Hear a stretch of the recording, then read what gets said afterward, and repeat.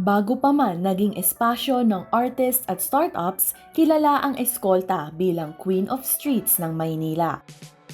Ngayon, sa mga lumang gusali at makasaysayang kalsada nito, isang bagong komunidad ang nagbibigay buhay sa lugar. Kasabay ng pagdiriwang ng Pride Month, idinaos noong Hunyo 28 ang Super Queer Kalye, isang periodic pop-up marketplace na dinadaluhan ng local artists at independent brands. Sa araw na ito, isinasara ang kalye ng Eskolta upang bigyang daan ang pagtitipon ng iba't ibang komunidad. Sa pamamagitan ng performances at mga singing, ipinapakita kung paano nagiging tahanan ng bawat individual ang mga pampublikong espasyo. Yeah, I think when it comes to community, you can set it up kahit saan because it's not really about the place but rather all the people who are coming together. And ako personally, the way that I dress up like this because I want na kapag may makakita na iba na hala, gusto ko rin maging ganun rin one day, or it's always a time to express yourself. You gotta show up as you are and eventually you'd find your people that way. So yeah, yung nakakatuwa is that everyone is really welcome. There is really no barrier. Ngayon pa nga lang sa interview na to, ang daming nag-hi around. So, it's really nice because, no one's being left out. Yeah, no one's being left out. Everyone's encouraged to be a part of the conversation. And yeah, it's really a good space. It's a good platform. It's a good opportunity for everyone to come together.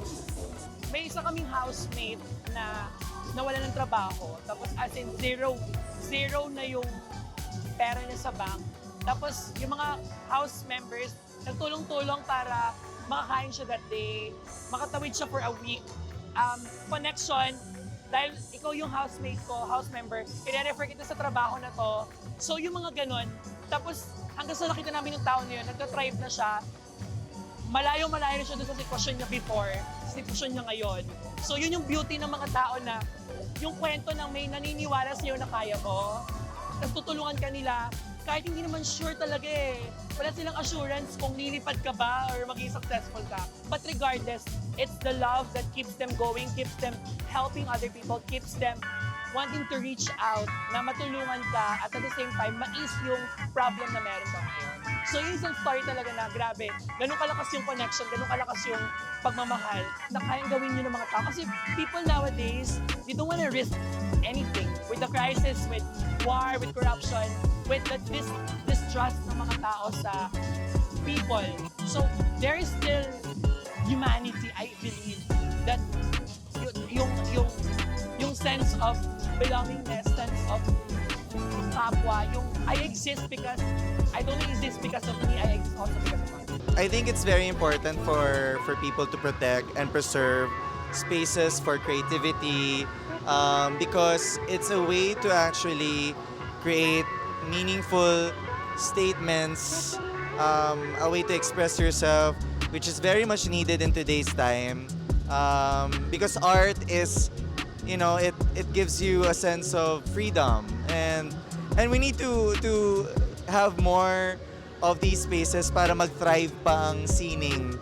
Kasi maraming Filipinos that are very talented and they needed a space.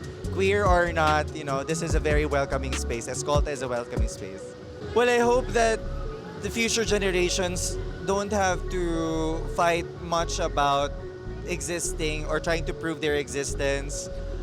We want them to be as free as possible, to not feel shame, regarding themselves and loving themselves. Because as I always would like to quote my friend Tita Whitney Houston, she has said that the children are our future, teach them well and let them lead the way. And learning to love oneself is the greatest love of all. Ganon! Sa isang lungsod na mabilis magbago, nananatiling mahalaga ang mga lugar na malayang maipapahayag ang sarili. Sa Eskolta, patuloy na isinusulat ang kwentong iyon.